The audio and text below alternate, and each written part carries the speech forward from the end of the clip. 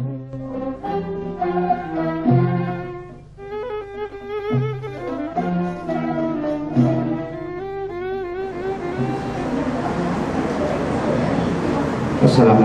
warahmatullahi wabarakatuh.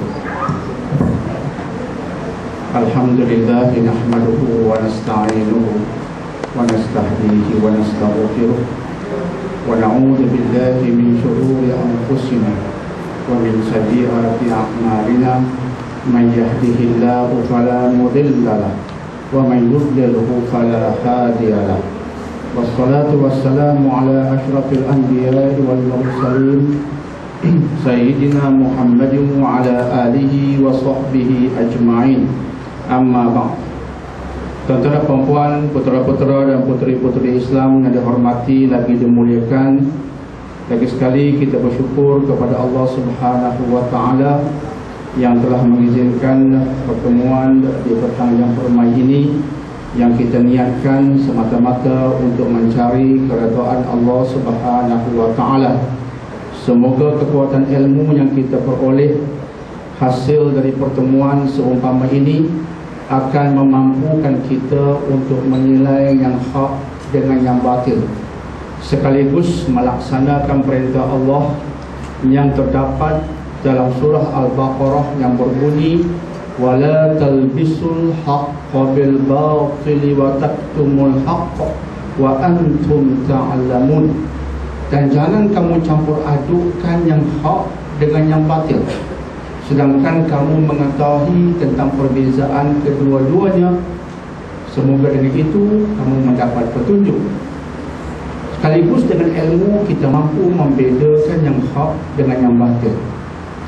Malah kita berani mengatakan salah satu agenda penting dalam Islam ialah memandaikan ummah. Ummah perlu dipandaikan. Pandai artinya cerdik. Cerdik artinya mampu menilai, mampu membuat keputusan yang betul, mampu melihat ke semua isu dengan betul, dan kemudian meletakkan kesemua isu itu di atas perspektifnya yang betul. Cerdik artinya kita mampu menghukum dengan tepat, dan begitulah seterusnya dalam hal-hal yang berkaitan dengan kehidupan ini. Sebab itu ayat yang pertama yang Allah turunkan ke atas Nabi berbunyi Iqra bismi rabbikal ladzi khalaq. Bacalah dengan nama Dia Allah yang mencipta segala-galanya. Yang tersirat di sebalik perintah membaca ialah penguasaan ilmu. Penguasaan ilmu bertujuan untuk memandaikan ummah.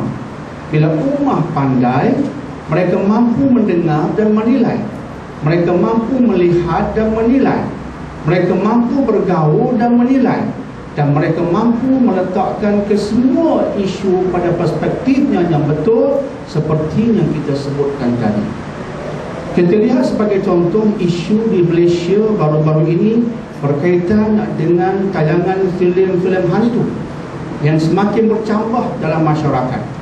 Yang mutakhir kita mendengar isu berkaitan dengan hantu bonceng yang dalam gambarannya itu memaparkan episod yang menghina Rasulullah, menghina Islam berdasarkan kenyataan-kenyataan tertentu.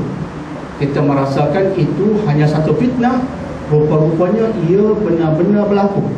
Dalam filem itu memang ada kalimat-kalimat yang berunsurkan kehinaan kepada Islam. Ini menampakkan umat belum pandai. Pembuat filem, pembikin filem, penerbit filem belum pandai, belum cerdik.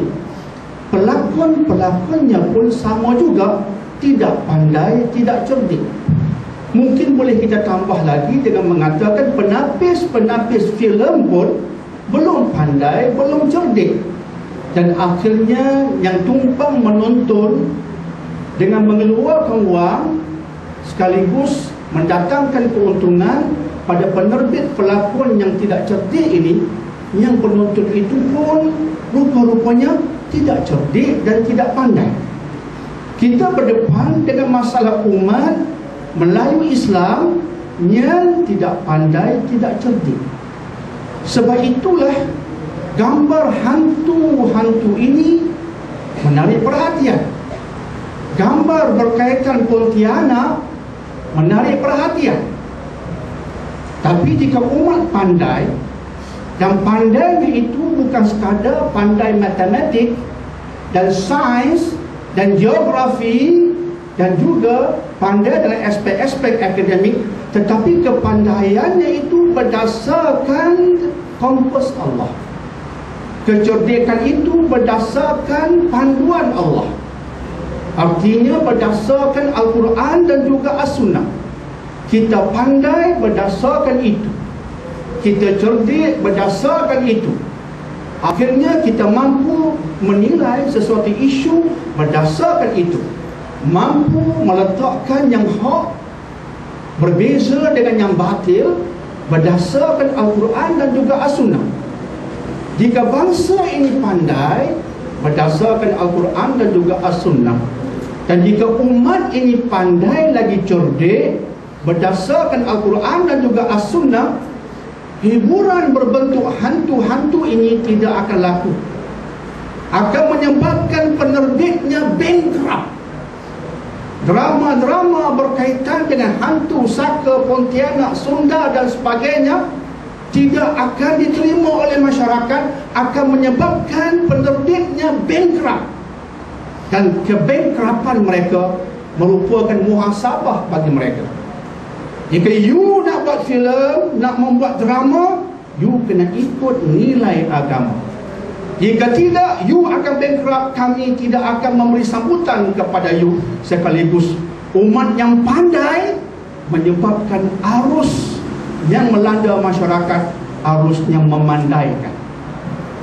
Tetapi andai kata filem hantu menjadi rebutan, pembuat filem hantu Pontianak jadi kaya, itu tandanya umat belum cerdik, belum pandai. Dan bila umat belum cerdik, belum pandai, mereka akan ditipu, dan terus ditipu oleh sesiapa saja yang bijak menipu. Sebab itulah kita menyebutkan apa yang kita sebutkan tadi. Apatah di filem drama ini hanya sebuah hiburan? Perlukah hiburan diwujudkan dengan apa yang kita sebutkan tadi? Padahal hiburan benda sampingan dalam Islam, bukan benda pokok, bukan benda utama. Dia wujud, dia boleh, tetapi hiburan yang menginsafkan, hiburan yang mendekatkan kepada Allah, bukan yang menakutkan, yang mendekatkan pada khurafat dan tahayul, apatah lagi yang bercanggah dengan ukuran Al-Quran dan juga As-Sunnah. Umat perlu pandai. Jika tidak, mereka akan terus ditipu oleh manusia yang pandai menipu. Pandai, kita sebutkan tadi, pandai berdasarkan Al-Quran dan juga As-Sunnah.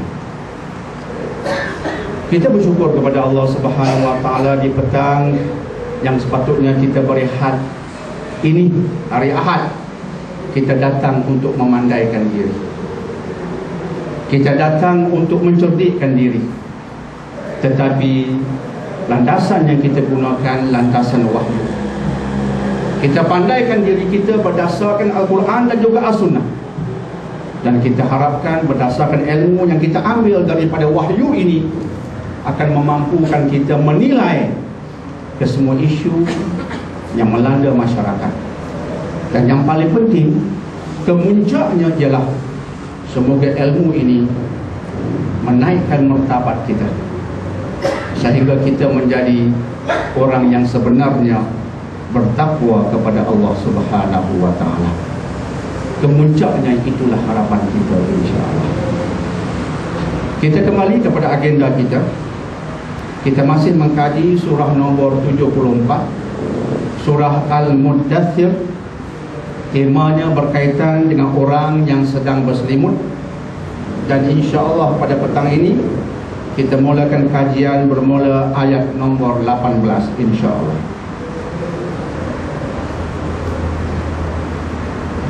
A'udzu billahi minasyaitonir rajim. Innahu fakkara wa qaddar. Faqutila kaifa qaddar. Thumma qutila kaifa qaddar. Thumma nadhar. Thumma 'abasa wa basar. Thumma adbara wastakbar. Faqala in hadha illa sihrun yu'thar. In hadha illa qawlul bashar. Sa'uslihi saqar. Wa ma adraka ma saqar. La tubqi wa la tadhar. Lawahatun lil bashar 'alaiha 19. Sadaqallahul azim. Al-Muddathir ayat 18 hingga 30, yang bermaksud sesungguhnya lelaki itu memikirkan dan kemudian membuat ketetapan, maka celakalah dia. Bagaimana dia membuat ketetapan itu? Kemudian celakalah dia, bagaimana dia menetapkan keputusannya. Kemudian dia terus berfikir. Sesudah itu dia bermasa muka dan merengus. Kemudian dia berpaling daripada kebenaran dan menyombongkan dirinya. Lalu dia berkata, Al-Quran ini tidak lain hanyalah sihir yang dipelajari daripada orang-orang terdahulu. Al-Quran ini tidak lain hanyalah perkataan manusia biasa. Aku yakni Allah akan memasukkannya ke dalam sakar. Tahukah kamu apakah dia neraka sakar? Sakar itu tidak meninggalkan dan tidak membiarkan, iaitu yang dilemparkan dalamnya diazab sampai binasa, dikembalikan seperti asal diazab semula. Neraka sakar adalah pembakar kulit manusia, dan di atasnya ada 19 malaikat penjaga. Tuan-tuan dan puan-puan, putera-putera dan puteri-puteri Islam yang dihormati lagi dimuliakan, kita mengkaji surah yang bernama Al-Muddathir. Al-Muddathir bermaksud dia yang berselimut, dan telah kita sebutkan pada sesi-sesi yang lepas. Ayat-ayat dalam surah ini diturunkan selepas diturunkan ayat-ayat pertama dari surah Al-Alaq. Ayat-ayat awalan, iaitu ayat 1 hingga 5 dari surah Al-Alaq, Allah turunkan ke atas Nabi SAW ketika Nabi berada untuk bertahanus ataupun bertapa ataupun berhalwat di Gua Hira. Maka pada suatu malam, Jibril alaihi salatu wassalam datang kepada baginda dan menyampaikan wahyu Allah yang pertama kepada baginda. Sudah pasti Nabi yang tidak pernah bercita-cita untuk menjadi Nabi dan Rasul, tidak pernah bercita-cita untuk dimartabatkan sedemikian rupa, apatah lagi untuk bertemu dengan malaikat, untuk bercakap dengan makhluk di alam baik, tidak pernah mengharapkan itu berlaku ke atas baginda. Sudah pasti baginda terkejut dan dalam ketakutan ketika itu.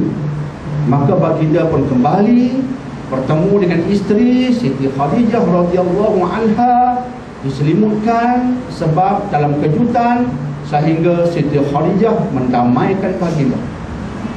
Ini senario ketika wahyu awal diturunkan ke atas Nabi. Maka selepas itu, kata ulama, berlakulah fatrah. Fatrah artinya waktu selingan. Waktu selingan ataupun fatrah bermaksud satu jangka masa waktu yang ketika itu wahyu langsung tidak diturunkan.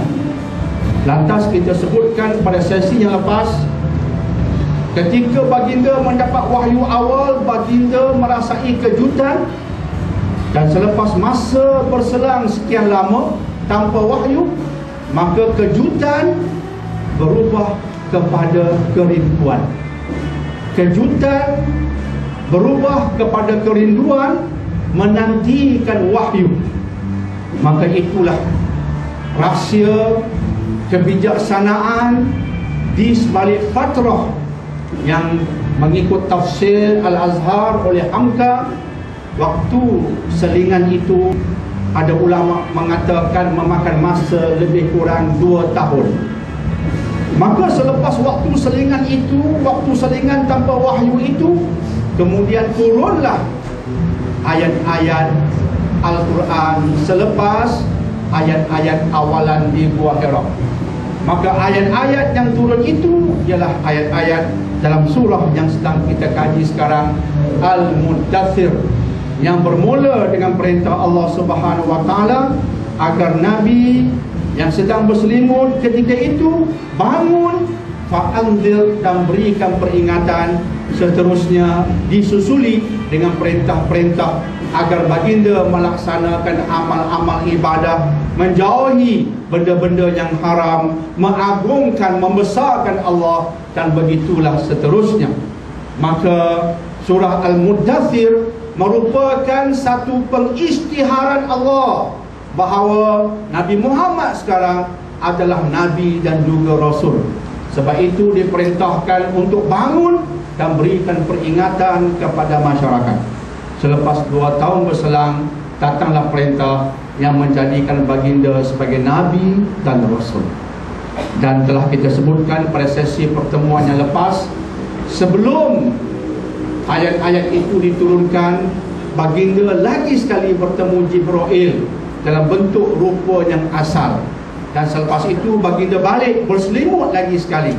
Sebab itulah ayat pertama surah Al-Muddathir juga menyuruh seorang yang sedang berselimut.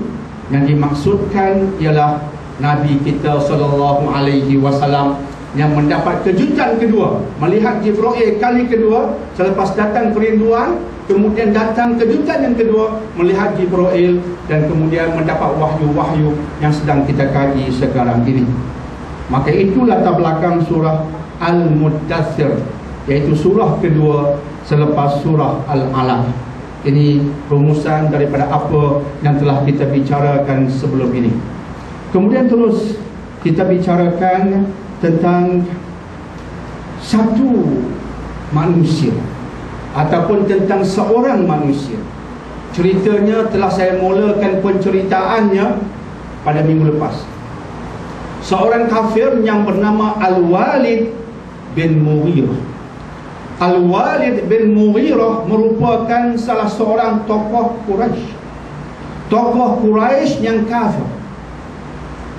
Ketika baginda Rasul menyampaikan apa yang Allah suruh baginda sampaikan kepada masyarakat, maka ada yang menerima walaupun dalam ketakutan.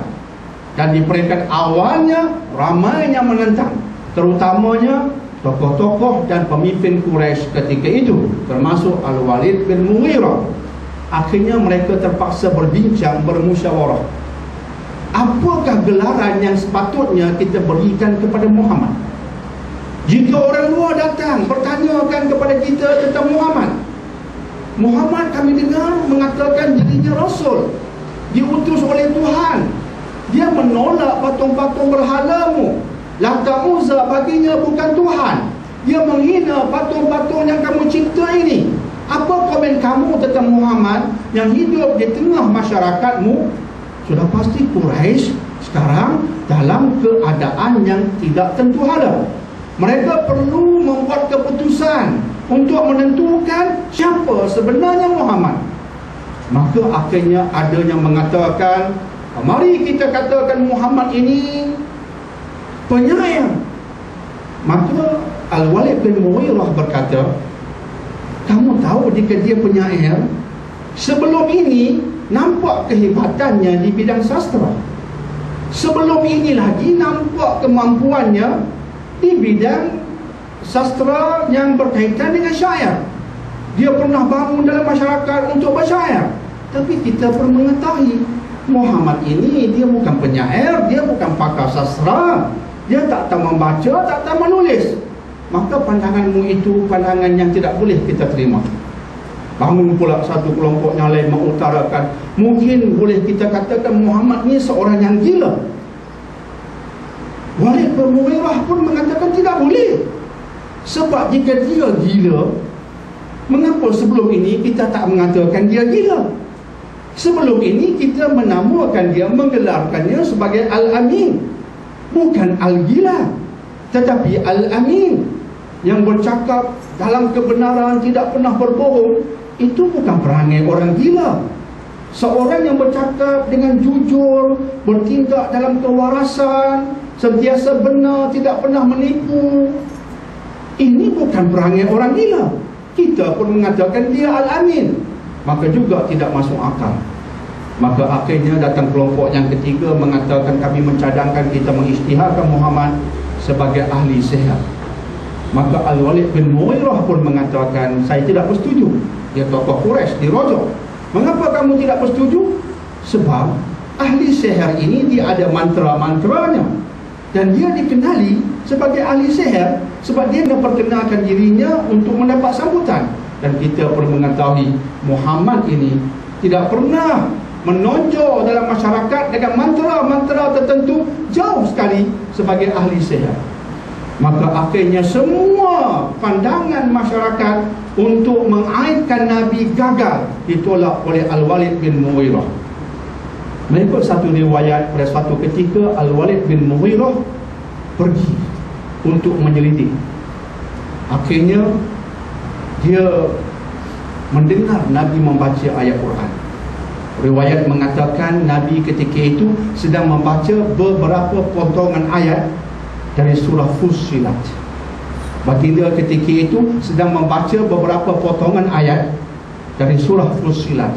Antara isi ayat itu memberitahu kepada baginda, beritahu pada kaummu, jika mereka terus engkar, aku bimbang akan menimpa ke atasmu sa'iqatan, satu pekikan, satu suara kuat, sebagaimana pekikan yang menghancurkan yang telah menimpa Adun wa Thamud, sebagaimana suara kuat, pekikan dahsyat telah menghancurkan kaum Ad dan kaum Thamud. Ketika itu Al-Walid bin Mughirah mendengar bacaan Nabi. Dia terus menerpa ke hadapan. Dia berkata, ya Muhammad, tolong jangan baca lagi ayat-ayat seperti ini, tolong jangan baca lagi.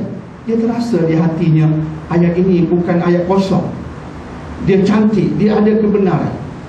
Kemudian Al-Walid bin Mughirah pergi bertemu kepada orang-orang berkenaan dalam masyarakatnya, memberitahu, aku baru tadi mendengar Muhammad membaca apa yang dia katakan sebagai Quran. Sebenarnya halus maksudnya, manis bacaannya. Maka Quraisy sudah terkejut. Al-Walid bin Mughirah sudah termakan dengan sihir Muhammad.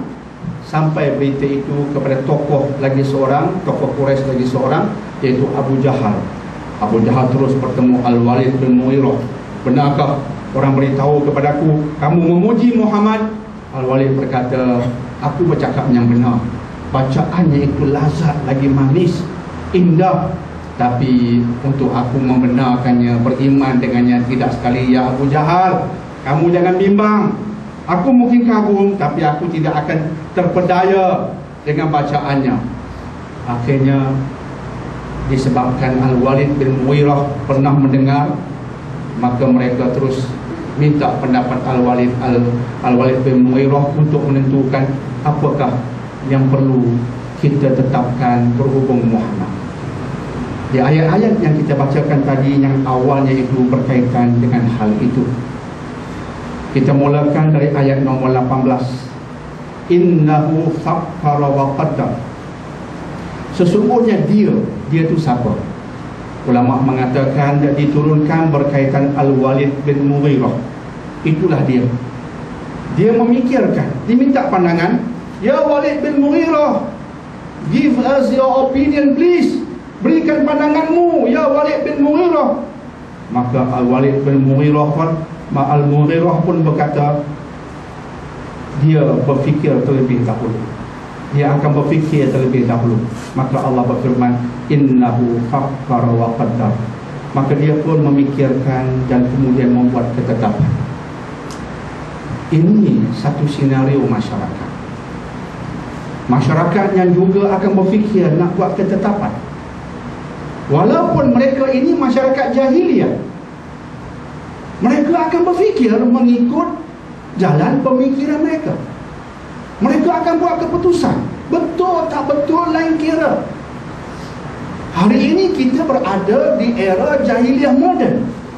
Pemimpin akan berfikir membuat keputusan, masyarakat akan berfikir membuat keputusan, NGO berfikir membuat keputusan, manusia di kedai kopi pun berfikir untuk membuat keputusan.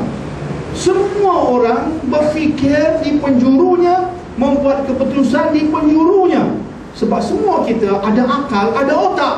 Dan kita yang ada akal, ada otak, mau tak mau kita akan berfikir, membuat keputusan di penjuru kita.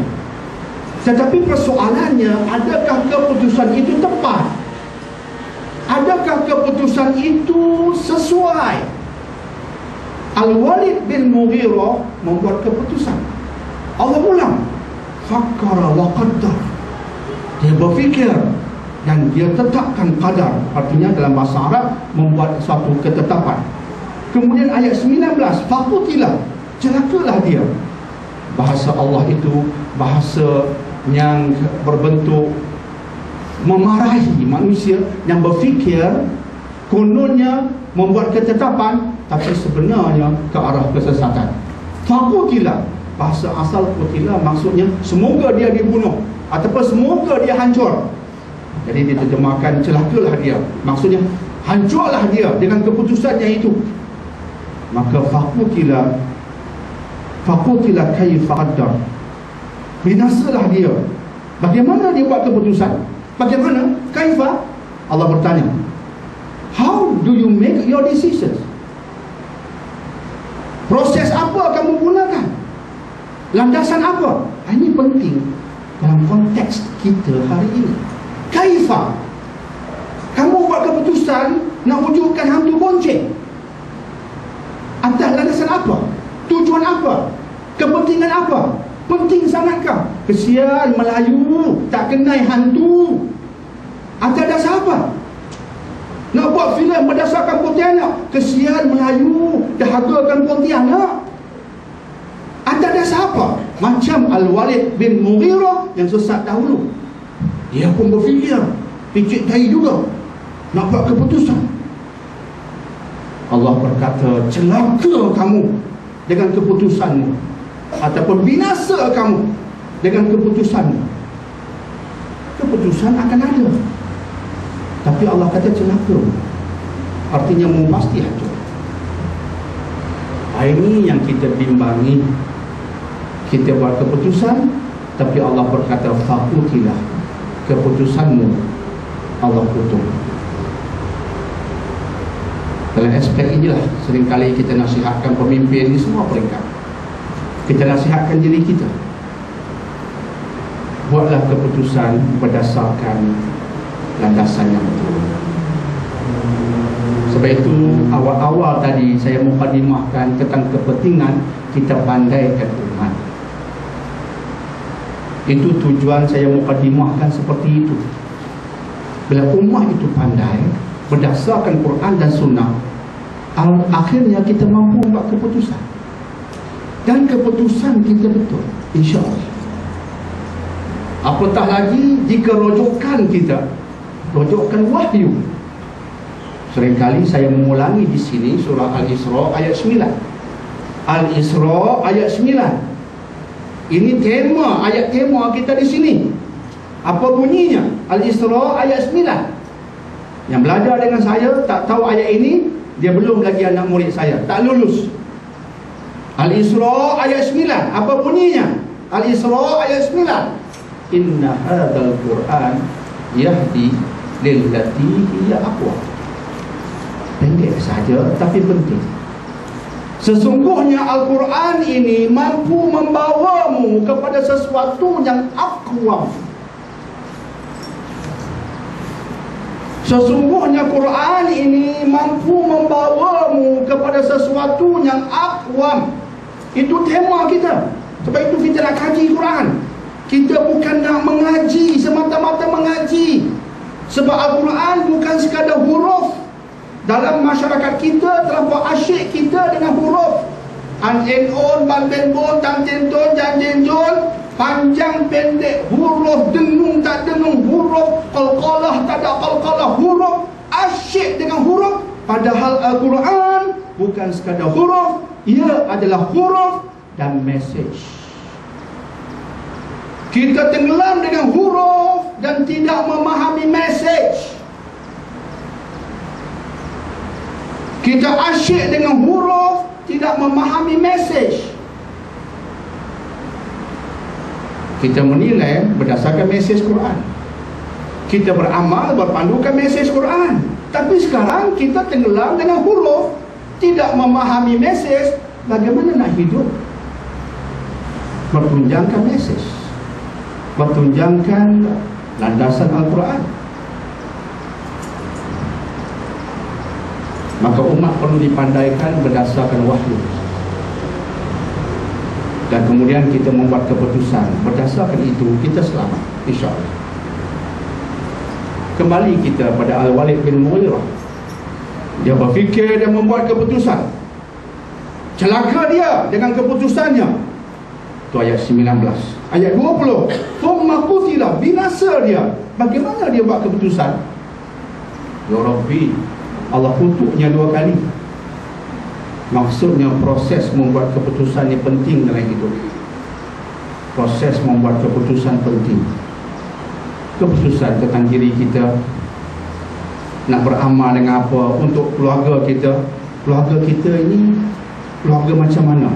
Maka dari itu kita tentu siapa yang nak kita kahwin ni. Aku nak keluarga aku macam ni. Kita fikir, aku nak keluarga aku ini macam ini, maka aku perlukan pasangan seperti ini. Apa yang kita nak? Putuskan. Fikir dan putuskan. Kalau kita tidak takwa, masakan kita nak bersuami, beristerikan seorang yang tak faham agama? Jika kita gilakan harta, cari datuk yang kaya raya. Walaupun datuk itu burung melatuk dalam kehidupan, tak faham apa. Maaf cakap, bukan semua datuk begitu, tapi ada yang macam tu. What do you want in your life? You decide. Ketika nak buat keputusan itulah Allah kata, binasa kamu. Bagaimana proses kamu buat keputusan? Jadi keputusan kita dihukum. Kita buat keputusan, kita dihukum. Berat tu tidak ringan.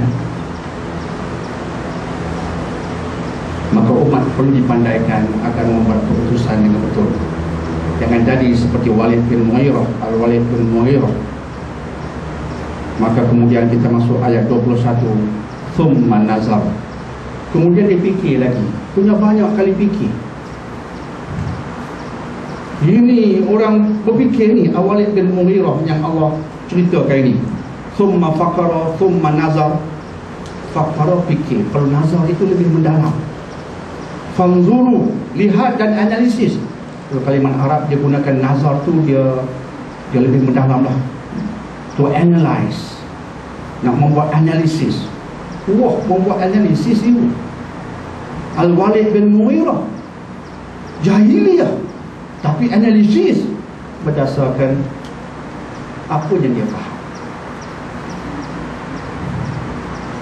Itu ayat nombor 21. Thumma abasa wa basar. Kemudian dia bermasam muka dan merengus. Ulama mentafsirkan ini sebagaimana yang dinukilkan oleh Hamka dalam tafsir Al-Azharnya, bahawa Al-Walid bin Mughirah telah mendengar Nabi baca Quran dan dia kagum. Sekarang dia bermasam muka, dia berfikir, thumma nazar, dia menganalisis, kemudian wajahnya berubah dan dia merengus ni macam begitulah. Apa yang tersirat? Bahasa badan. Maksudnya peduli aku. Hati sudah kagum. Muhammad ni bukan ahli sihir, bukan penipu. Peduli aku. Dasarlah. Begitu. Itu bahasa yang Allah rakamkan untuk kita faham. Apa dia? Thumma abasa wa basar.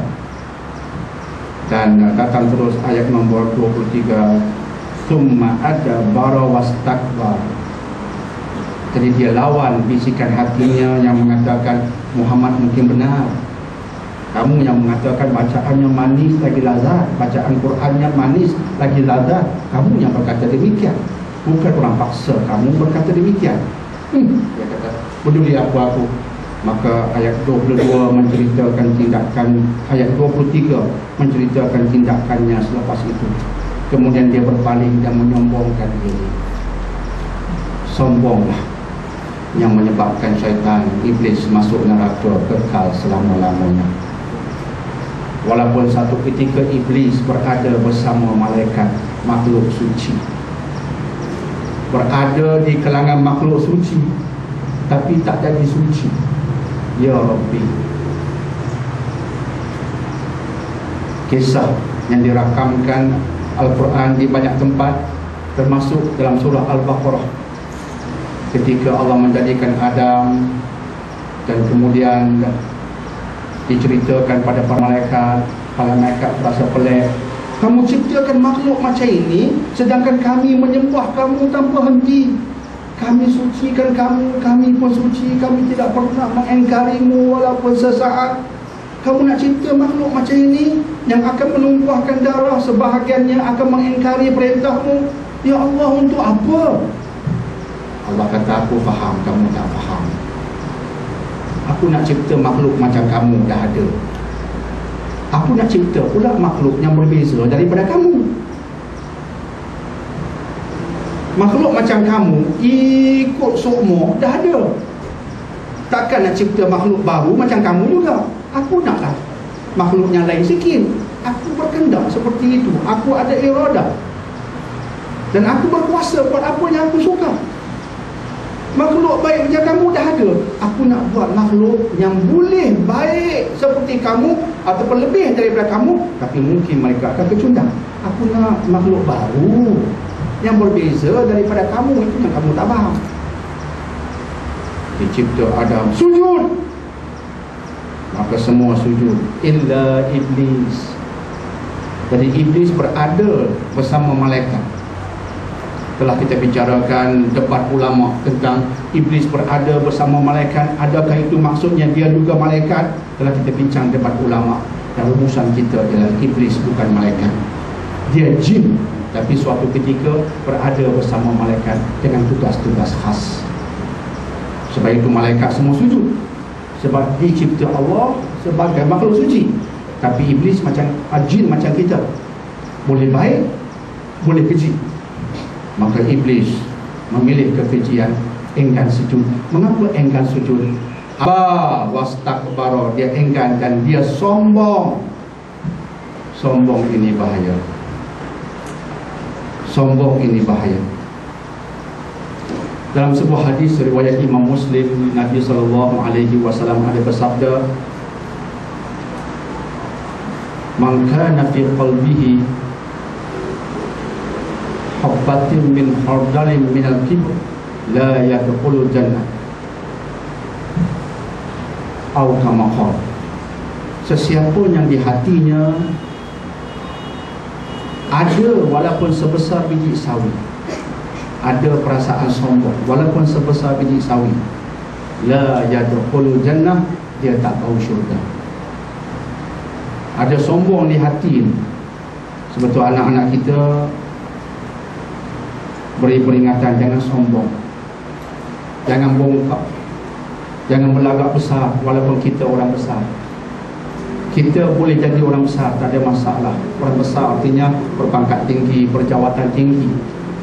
Tapi tolong jangan rasa besar. Tolong jangan rasa besar. Rasa di sini aku besar. Itulah sebab musabab iblis jatuh meruduk. Dia berada di jawatan tinggi, di alam ghaib bersama malaikat. Penciptaan Adam peringkat pertama, dia bersama-sama melihat. Disuruh sujud, dia enggan sujud. Makamnya tinggi ketika itu, tapi dia rasa dia tinggi. Pesan pada diri kita, pada anak-anak kita, pergi tinggi mana pun, janganlah bongkak. Bongkak itu akan menyebabkan you jatuh. Jatuh terus. Sombong, bongkak ini perangai iblis, syaitan. Jangan ambil perangai itu untuk kita sebagai khalifah. Jangan. Jangan sombong. Itu peringatan penting.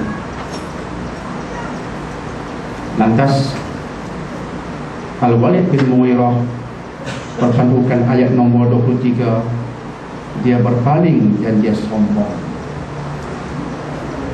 Itu isyarat bakal jatuh. Dia berpaling dan dia sombong. Berbalik pada hadis tadi, siapa yang di hatinya ada kesombongan, walaupun sebesar biji sawi, la yadkhul jannah, tak bau syurga. Sebab itu Nabi ajar kita nak hilang kesombongan. Kalau ada orang fakir, bagi salam. Bukan salam sombong, salam bawang. Macam nak potong bawang, nyampuahnya aku, kata orang miskin. Tak payah salam lah, nyah kamu besar sangat, salam bawang. Salah apa gitu? Salam sombong, muka tak senyum. Macam setengah orang, muka tak senyum, duduk di atas orang besar, tak senyum. Assalamualaikum warahmatullahi wabarakatuh.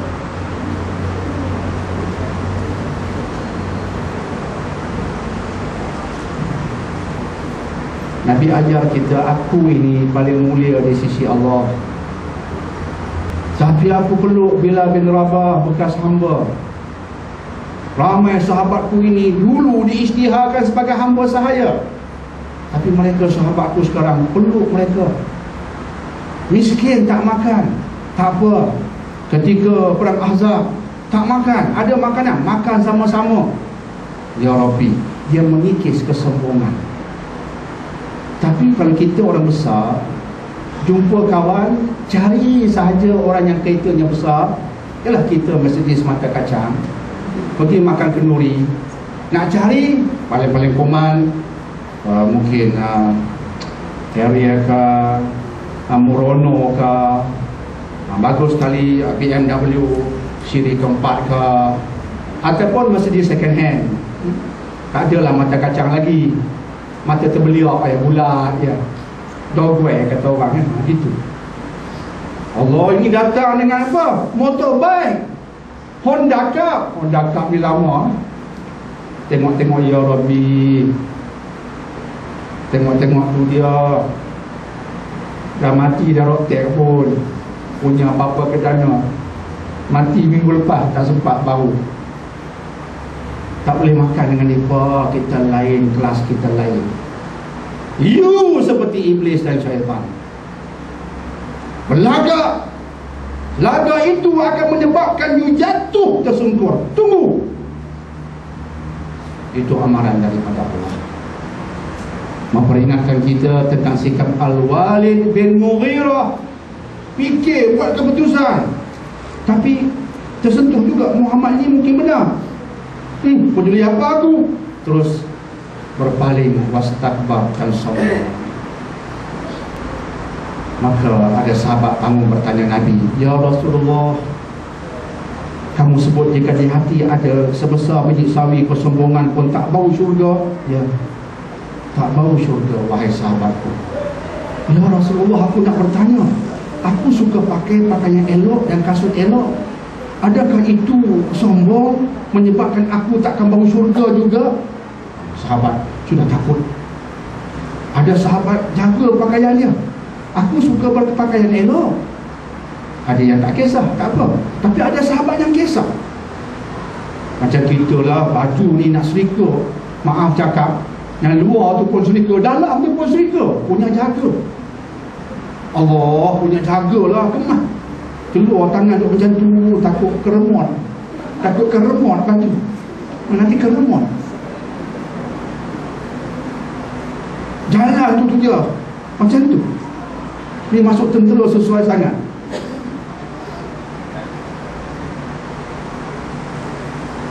Ada sahabat yang berkata, ya Rasulullah, aku suka berpakaian kemas, dan aku pun suka kasut yang kemas.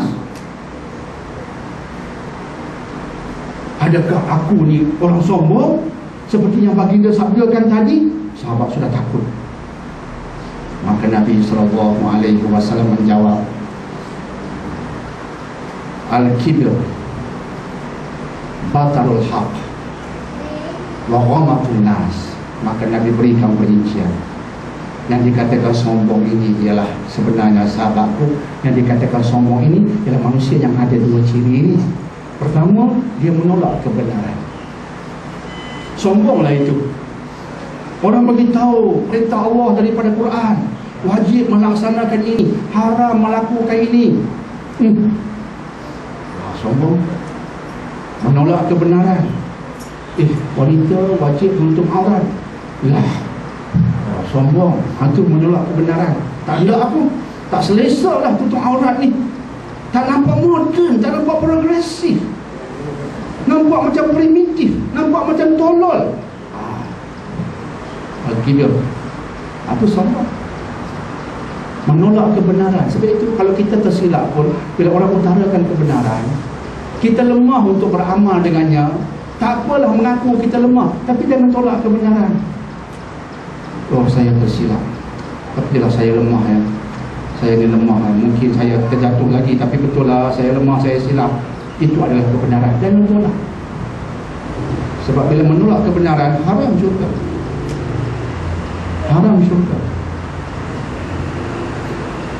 Yang kedua, wahomatun nas, dan kamu merendah-rendahkan manusia lain.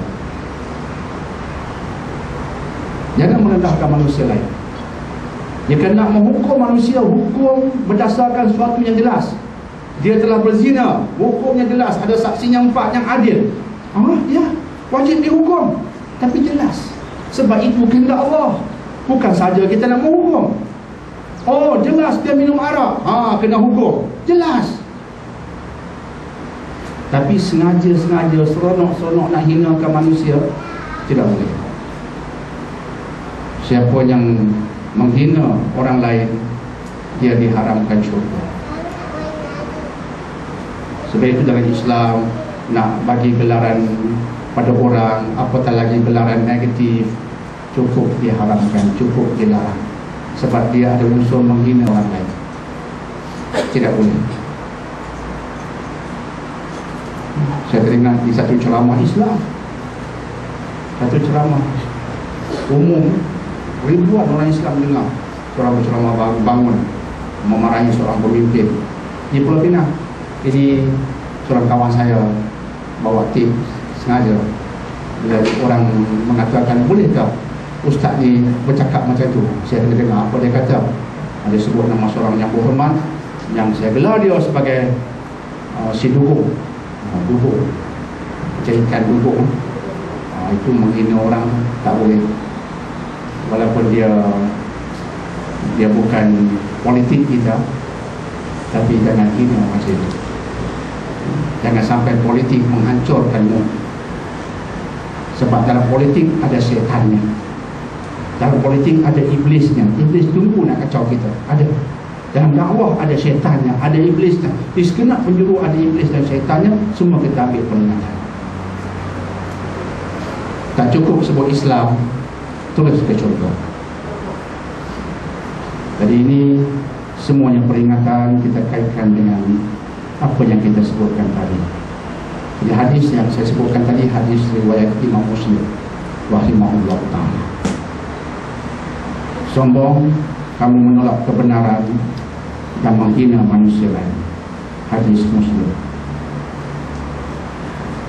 Selepas Allah menceritakan tindak tanduk Al-Walid bin Mughirah yang berfikir, membuat keputusan, menganalisis, kemudian bermasam muka, merengus, berpaling dan kemuncaknya menyombongkan diri dengan maksud yang kita sebutkan tadi, maka terus dia berkata, ayat nombor 24, faqal, maka berkatalah dia, in hadza illa sihrun yuqtar.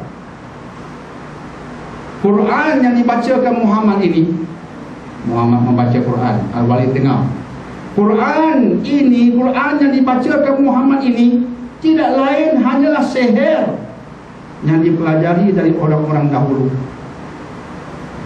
Akhirnya keluarlah keputusan muktamad Al-Walid bin Mughirah. Orang minta pandangannya tentang Muhammad, akhirnya dia putuskan, katalah begini. Dan rumusan Al-Walid itu Allah sebutkan Quran. Inilah keputusan kita Quraisy berkaitan Muhammad. Inilah keputusan kita yang muktamad. Kamu minta pandanganku, ini pandangan muktamad dariku. Tuduhlah Muhammad sebagai ahli sihir, yang sihirnya diambil daripada orang dahulu. Maka muktamadlah keputusan itu. Keputusan yang salah, tapi keputusan sudah dibuat. Hari ini pun boleh berlaku keputusan dibuat salah, tapi keputusan sudah dibuat.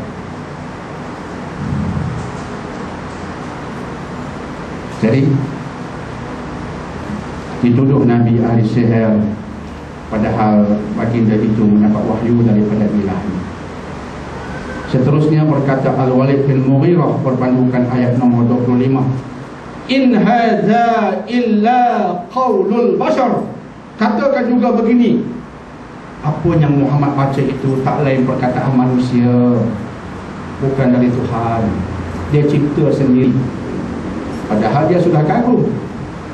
Itu yang Allah ceritakan apa yang berlaku pada dalaman Al-Walid bin Mughirah. Dia bermasam muka, dia merengus, dia sombong, dia berpaling. Itu semua Allah cerita apa yang berlaku dalam diri seseorang. Sehingga akhirnya Quran ini semua kalam sihir, ini semua ciptaan manusia. Lahirlah perkataan. Tapi selepas emosi bergelojak, selepas berfikir, akhirnya ini keputusan. Bayangkan emosi itu, pemikiran yang melahirkan keputusan, premisnya tidak betul, kompasnya salah. Justru baru ini bila saya menghadiri, saya yang terpilih ini diminta menghadiri satu program brainstorm. Program ini program berkaitan dengan permohonan nak murtad di Pulau Pinang. Kesnya sudah ada, masih bertambah. Orang sudah bermohon nak murtad, tapi kita fokus Pulau Pinang.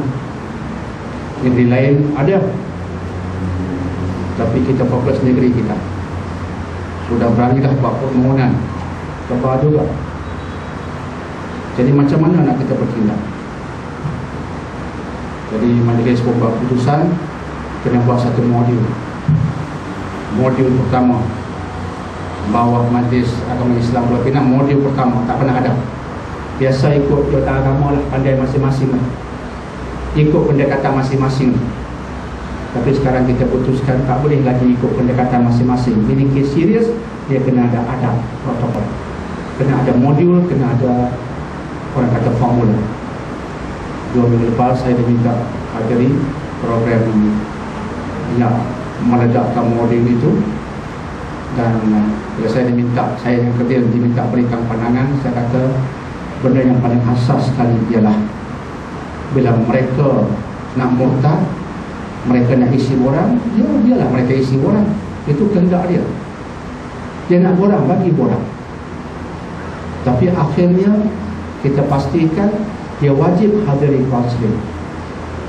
Dia sudah bermohon, dia sudah marah dengan suami dia, suami tak guna, suami dia Melayu, dia mu'alaf, kahwin dengan Melayu, suami tak guna, tak jaga dia, dia sudah marah dengan suami, dia marah dengan Islam. Dalam keadaan marah, apa-apa boleh berlaku. Nak isi borang nak murtad, silakan. Tapi selepas itu mesti wajib kaunseling.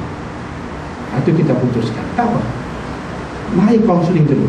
Jika nak murtad juga, lepas tu kita bincang. Jadi kita bagi ruang, tapi wajib kaunseling. Kita harapkan di peringkat kaunseling dia boleh berubah. Jadi kaunseling ini penting. Jadi diputuskan yang wajib kaunseling. Dan saya mencadangkan, saya yang kedua mencadangkan, benda asas pada pandangan saya ialah bila mereka datang ke majlis kita, modul kita ini modul yang akan membetulkan kompas penilaiannya. Kalimat mudah, kompasnya kena betul. Di modul kita ini modul yang akan memastikan kompas dia betul. Selepas ini cara dia menilai betul. Jadi kita pun siapkan modul. Tapi sebelum kita pergi pada fakta, yang ke awal mestilah kasih sayang. Itu modul awalnya panjanglah, kasih sayang ni panjang. Datang, kita peluk dia, senyum dia. Bukan datang dulu, qala Allah Ta'ala, sesungguhnya orang murtad. Jadi saya kata, dalam kaunseling saya nak beritahu, guru saya mengatakan dalam kaunseling orang datang jangan hukum, terima dia seadanya. Jangan terimanya dalam keadaan kita sudah menghukum dia, menjadikan kita prejudis. Catat, itu nota penting, masukkan. Tak boleh hukum dia, terima dia seadanya. Terima dengan kasih sayang, senyuman, ajak dia makan. Itulah antara benda yang belum lagi pun kita bincangkan. Saya sebut sebab baru balik kita kaunseling. Tapi yang nak saya sebutkan kompas tu. Kita nak buat keputusan, kompas dia kena betul. Jika kompas tak betul, tu berlaku nak murtad, itu kompas tak betul. Tapi jika kompas betul, dia kahwin dengan Melayu Islam, dia mu'alaf, baru nak belajar, kahwin dengan Melayu Islam. Melayu Islam itu kompas dia betul. Dia didik isteri dia dengan kompas dia betul. Datang ujian pun kompas tu tak lari. Macam mana dia marah pun kompas dia masih lagi dasarnya betul. Dia mungkin marah, akhirnya dia tak marah ke Islam.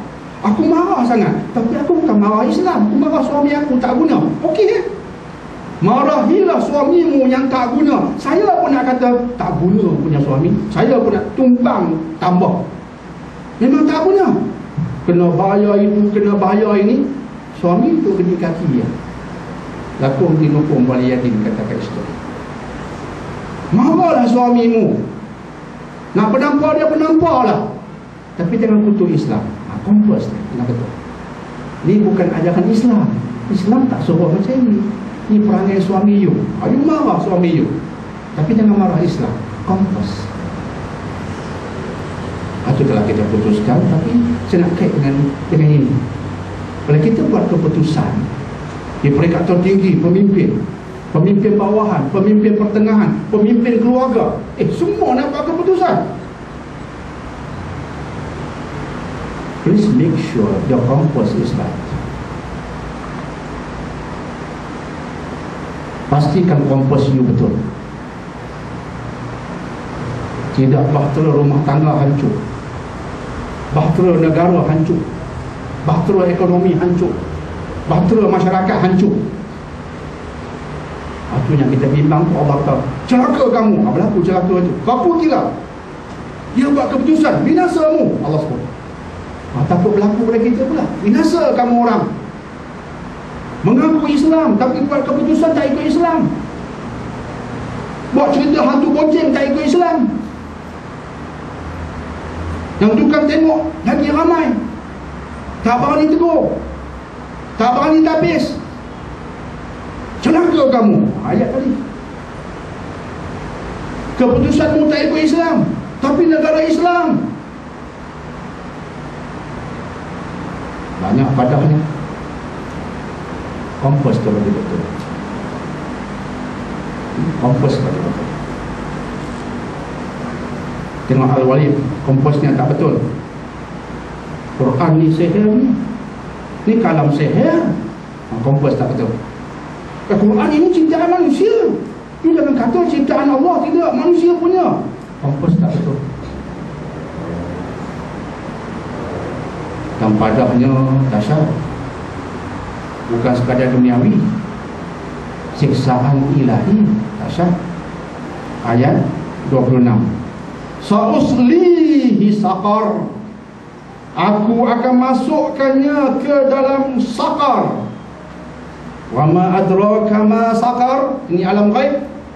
Saqar ini neraka, orang tak nampak. Kamu tahu apa dia saqar? Allah tanya. Allah kena tanya sebab kamu tak nampak. Kamu tahu apa dia saqar? Aku mengatakan dia dan orang sepertinya akan masuk saqar. Kamu tahu apa dia saqar? Saqar itu neraka. Saqar itu la tubqi wa la tadar. Siapa yang memasukinya tidak meninggalkan, tidak membiarkan. Kita tafsirkan mereka yang dilempar dalam neraka itu diazab sampai binasa, kemudian dia tidak meninggalkan, tidak membiarkan. Dia binasa, hidup balik. Ataupun dia binasa, ada balik. Terus dia akan bersama-sama. Jadi itulah maksudnya. Lawahatul lil bashar, membakar kulit manusia. Itu neraka membakar kulit manusia, hancur, ada balik. Alaiha tis'ata ashar. Malaikat penjaga saqar 19. Di sinilah terbabasnya juga Rashad Khalifah. Kan nombor 19 ni. Rashad Khalifah ambil nombor 19 dari sini. Alaiha tis'ata ashar. Di atasnya ada 19. Rashad Khalifah ambil nombor 19, jadikan kod 19. Rahsia Quran. Dan ayat-ayat Quran ini boleh dibahagikan dengan 19. Nak buktikan dia mukjizat. Dan sesuatu yang boleh dibahagikan dengan 19 memang luar biasa. Bagi dengan 2, 4 biasa. Tapi nombor nak dibahagi dengan 19 bukan mudah. A number that can be divided by 19 is not easy to find. Tak mudah. Bila bahagi dengan 19, nombor bulat 2. Tak ada titik. Jadi tepat, mesti tepat betul. Muhammad tak hebat untuk baca buat ayat-ayat yang terfikir. Surah ini bagi 19, wah dapat nombor bulat. Jadi itu yang mengagumkan, kata Rashad Khalifah. Padahal 19 ini tak ada kaitan dengan apa rahsia pun. Sebab 19 ini berkaitan dengan saqar, jelas. Wa ma adraka ma saqar. Kamu tahu apa dia saqar? Berkaitan dengan saqar. Allah sedang menceritakan saqar. Alaiha, di atasnya. Nya tu apa dia? Saqar pula. Sebab kaitannya dengan saqar. Kemudian Allah berkata alaiha, di atasnya. Nya nak balik pada apa? Rahsia Quran. Itu ciptaan kita, tafsiran yang kita reka. Sebab relevannya tentang saqar. Maka di atasnya, kaitkan dengan ayat sebelumnya. Allah cerita apa sebelum tu? Oh, tentang neraka. Maka di atasnya, kata ulama fakihnya, di atas neraka, yang menjaga neraka. Yang dalam neraka tu kenal tak? Ini di atasnya. Atas duduk kaki tengok, duduk di atas tengok. Apa jaga? Yang kufur dalamnya. Fiha, ni alaiha, sedang melihat ada 19. Maka ulama mengatakan 19 malaikat penjaga neraka, iaitu neraka saqar. Maka terbabaslah orang yang melampau dalam tafsiran. Dan Dr. Qasim Ahmad Malaysia pun terbabas. Bagaimana terbabasnya Rashad Khalifah. Dan harus saya sebutkan di sini bahawa akhirnya kod 19 tak boleh selesai masalah. Sebab itu golongan anti hadis terpaksa buang 2 ayat dalam Quran. 2 ayat yang terpaksa buang dari surah At-Taubah. Baru boleh bahagi dengan 19. Kedua kali kaedah syiah salah. Sampai ke hujung pun salah. Jadi anti hadis. Ini kita betul ada setengah kata bahawa dia orang ni kafir, bukan Islam, murtad. Kalau Qasim Ahmad beriman seperti itu, ya, kita keluar dari Islam sebab membuang Quran. 2 ayat terpaksa dia buang.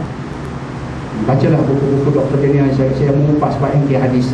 Tuan bertanya, Dr. Daniel menjawab pun ada saya sebut itu. Jadi anti hadis itu bukan sekali anti hadis, dia juga anti 2 ayat Quran. Buang. Sebab apa? Kalau guna itu tak boleh bahagi dengan 19. Tapi dia bagi alasan. Tapi alasannya tidak kemas sama sekali. Tidak kemas sama sekali. Jadi tuan-tuan dan puan-puan yang terhormati lagi dimuliakan, itulah safar neraka dahsyat yang di atasnya ada 19 penjaga dari kalangan para malaikat. Apa yang nak kita rumuskan di sini ialah tentang misi ini akan terus-menerus membuat keputusan, dan untuk itu dia akan terus-menerus menggunakan akalnya untuk berfikir. Di samping itu dia akan menganalisis apa yang ada pada pemikirannya, apa ilmu yang dia miliki, apa fakta yang dia miliki, apa formula, dan juga apa kaedah yang dia kuasai. Itulah yang bakal melahirkan keputusannya. Jadi itu formulanya itu formula apa? Aqwam, iaitu Quran. Maksud aqwam dari surah Al-Isra ayat 9. Maksud aqwam ialah yang paling benar, paling adil, paling tepat. Al-Quran ini kata Allah mampu membimbingmu kepada sesuatu yang aqwam. Surah Al-Isra ayat 9. Aqwam artinya yang paling benar, paling adil, paling tepat. Ayat yang saya sebutkan tadi, jika seseorang itu betul-betul anak murid Dr. Daniel, ayat ini dia tak lupa. Bukan sekadar dia tak lupa, dia faham tafsirannya, terutama maksud aqwam. Paling benar, paling adil, paling tepat mengikut tafsir Qurtubi. Jadi andai kata kita membuat keputusan berdasarkan yang aqwam itu, iaitu Quran, maka keputusan kita insya-Allah paling benar, paling adil, dan paling tepat. Itulah kepentingan kita merujuk pada kompas kita. Kompas kita daripada wahyu, namanya Al-Quran dan juga As-Sunnah. Sebab itu kita mengharapkan sistem pelajaran kita akhirnya sistem yang melahirkan graduan, melahirkan pelajar-pelajar yang kompasnya betul. Dia keluar sekolah, dia keluar kolej, dia keluar universiti, ataupun dia keluar madrasah-madrasah dan seumpamanya, kompasnya betul. Sehingga akhirnya dia berada di ujung masing-masing, dan dari ujung itu keputusan yang dia buat ialah yang paling benar, paling adil, dan yang paling tepat, insya-Allah. Jangan jadi seperti Al-Walid bin Mughirah, pembesar Quraisy, jawatannya tinggi, tetapi Allah hukumkan dia binasa. Sebab keputusan yang dia buat keputusan kebinasaan. Pangkat mungkin tinggi, tapi hancur akhirnya sebab keputusannya salah. Waliyadzubillah. Maka itulah rumusan yang boleh kita buat berdasarkan ayat-ayat yang kita bacakan tadi. Alhamdulillah. Jadi semoga ada kebaikan daripada apa yang saya sebutkan tadi, dan semoga apa yang kita bicarakan petang ini menambahkan lagi kepahaman kita dan meningkatkan lagi kemampuan kita untuk menilai yang hak daripada yang batil, insya-Allah. Allahu a'lam bishawab. Dan ini insya-Allah kita sambung semula peringatan. Terima kasih banyak atas perhatian. Apa yang baik daripada Allah Subhanahu wa taala, yang kurang kelemahan saya sendiri. Aku qouli hadza wa astaghfirullah li wa lakum. Bismillahirrahmanirrahim. Alhamdulillahirabbil alamin. Wassalatu wassalamu ala asyrofil anbiya'i wal mursalin sayyidina Muhammadin wa ala alihi wa sahbihi ajma'in. Rabbana la tuzigh qulubana ba'da idh hadaytana wa hab lana min ladunka rahmatan innaka antal wahhab. Rabbana atina fid dunya hasanah wa fil akhirati hasanah wa qina adzabannar. Wassallallahu ala sayyidina Muhammadin wa ala alihi wa sahbihi wasallam. Walhamdulillahirabbil alamin. Subhanallah bihamdihi asyhadu an la ilaha illa anta astaghfiruka wa atubu ilaik. Subhanallahumma bihamdihi asyhadu an la ilaha illa anta astaghfiruka wa atubu ilaik.